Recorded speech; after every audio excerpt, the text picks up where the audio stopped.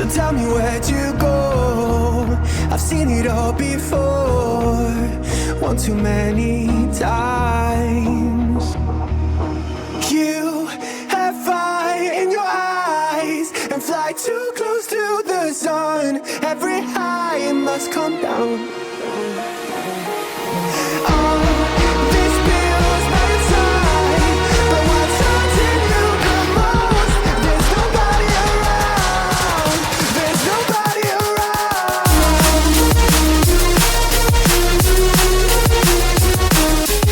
You have fire in your eyes. It's a wee Wario. Hey, Wario, do you want toxic yaoi? No, the only yaoi I need is with my money.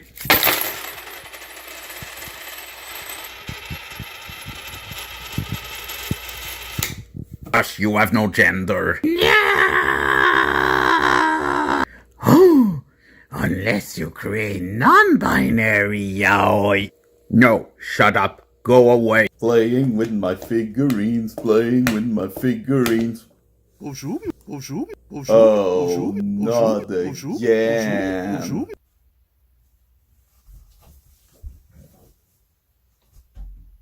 Ah, Bonjour, ma petite Étienne. pourquoi est-ce que tu parles en français? As-tu écouté The Amazing Digital Circus? Bon ben, je l'ai tout écouté au complet. Oui! Donc?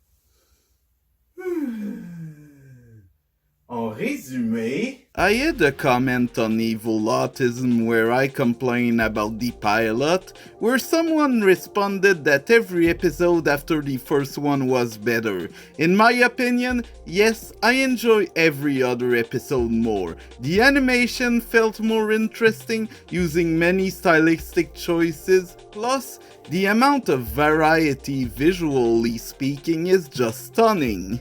I may prefer the visual style of Dreamcatchers, but as a web animation with episodes that last over 30 minutes, it's impressive beyond any doubt. Now for the story. I enjoyed it more than I expected, although it's about as subtle as a brick most of the time. Yes, quite a few elements are left vague, it's just that almost every single line of dialogue feels so precise most implications aren't left in the air. This might be an effect of the characters being in an odd situation where they're stuck with each other, as their existence is now being controlled by some evil force from wherever. If being driven to homelessness can impact some people's mental health, because who knows what would happen here? And what happens is a lot of stuff. Most of our cast goes through so many things. I think almost everyone goes through a mental breakdown, which is understandable. I can relate to everyone here in a way or another. The character I relate to the most is Zubo, a non-binary nightmare with multiple issues regarding their body and gender.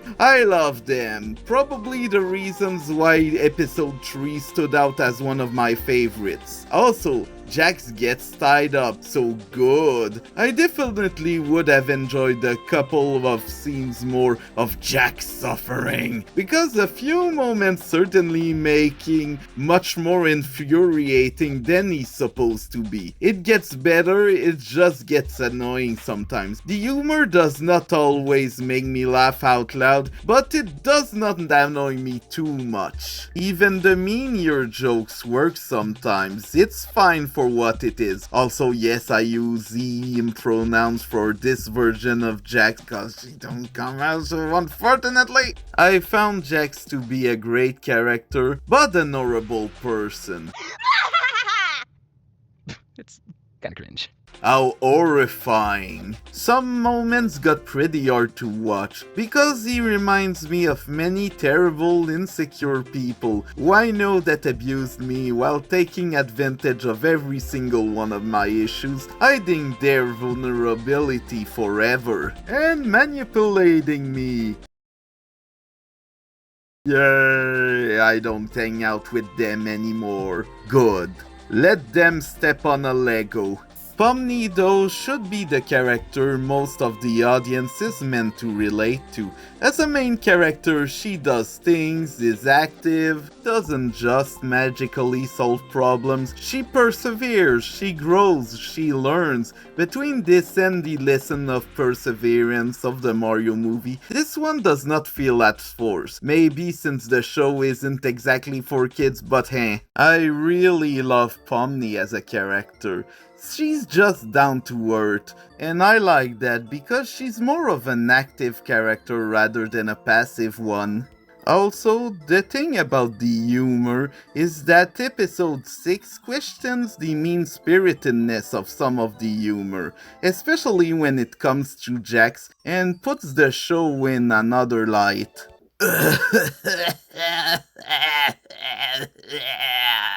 I still feel that despite that, Gangle deserved better when it comes to screen time. I love her, it's just that she's not the focus of the show. Kingler is really great too. Et moi, mon petit Étienne? Oui, je t'aime beaucoup en tant que personnage. Oui! Honestly, most of the issues I get with the writing can be fixed with fanfiction. The vagueness of the settings with some of the problems I have with the pacing can disappear if you read fanfiction. This series houses so much fanfic potential, it's crazy. Even an Alice in Wonderland AU exists. Pandora Arts AUN. I expect plenty of Digital Circus fan content for the next decade, especially Rule 34. A few of the criticism I had involved the pylon not being subtle at all. After watching it, that's the point. Nobody can truly hide things from each other. Even Kane struggles to hide things. Everyone here is broken. They constantly struggle to express their feelings as much as they all stink in their own way. These people need to talk to each other, since they're the only people they can truly be within in this almost eternal nightmare. The show goes beyond its cynicism, which in this sad and cynical era feels more than necessary, also autistic. This show's pulse pilot episodes feel more earnest. The show mostly knows what it wants to do, which mostly involves emotions. It's the story Gooseworks and the gang wanted to tell, and nothing else. Apparently you two needed to cut down some of the content, but aside from that, the Amazing Digital Circus does what it wants when it wants. I respect that. One criticism I disagree with is that the show is repetitive since it tackles the same message over and over again. I'm kinda confused since A. The show lasts 9 episodes, and B. Shows can often focus on one overarching message for the entire series. The Amazing Digital Circus probably feels different from Gooseworks' other works, pun intended, since it doesn't just rely on visuals more than dialogue. With the one thing I knew Gooseworks from being that one little Runmo movie, it's just that I had forgotten about Boxman, which has the same kind of dialogue that the Amazing Digital Circus has. It's just on a smaller scale, and since the show is much shorter, it doesn't need to be as subtle or anything. Wait, Gooseworks also made the Blue Channel thing? Oh god. I love Little Runmo and that one cat movie I keep talking about, but I also forgot to mention. It's fine if not every single piece of media works the same way. That said, if the next thing Gooseworks worked on did not rely on any dialogue at all, I would be happy about it. Also, I forgot to tell you, but the thing is that Chiaki made a video about the show, and I wanted not to base myself off on it, but apparently a lot of stuff has happened behind the scenes, and some of the stuff the people behind the show did were kinda weird. It's not the main focus of the video, but you can do whatever you want. Also, justice for Ragarta. Some of their points about Ragarta, as well as maybe Jax, kinda worked. It's just that I disagree with their stance on the show as a whole. That said, there is some gender comedy here, especially in episode 3, despite being one of my favorite episodes.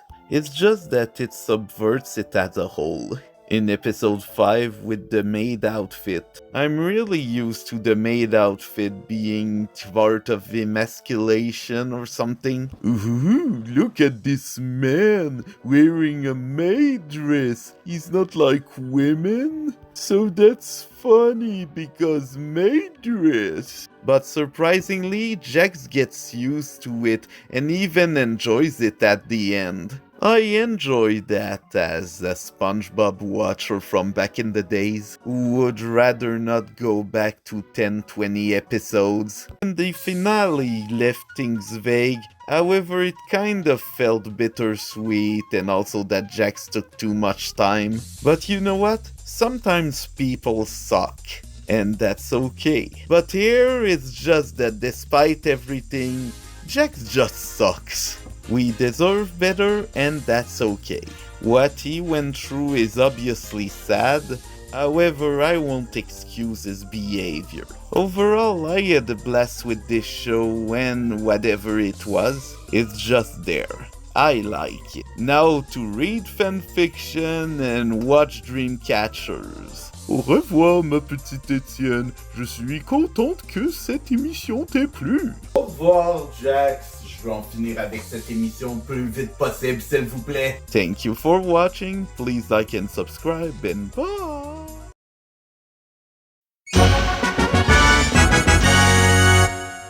I kind of forgot to talk about something else again. However, speaking of dialogue, this stupid discourse came up, so here's my opinion. The dialogue is built for neurodivergent people.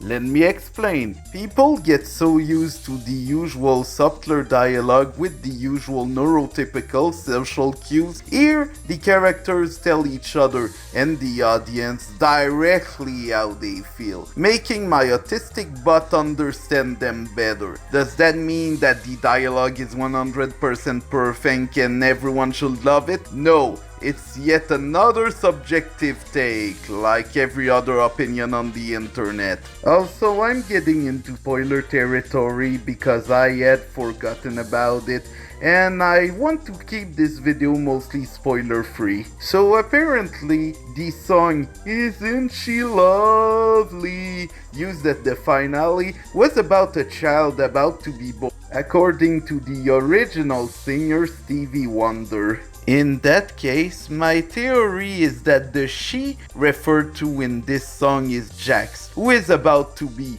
born as a girl. Maybe he could finally use she or pronouns. Too bad this never happens, huh, Jax? Also, the show went often in the opposite direction than what I expected. I sort of expected a very ambiguous ending like in Zero Escape or even Danganronpa. But no, it's just really bittersweet and interesting in my opinion. It's not a good nor a bad thing, just pretty interesting. Either way, video's over. Bye!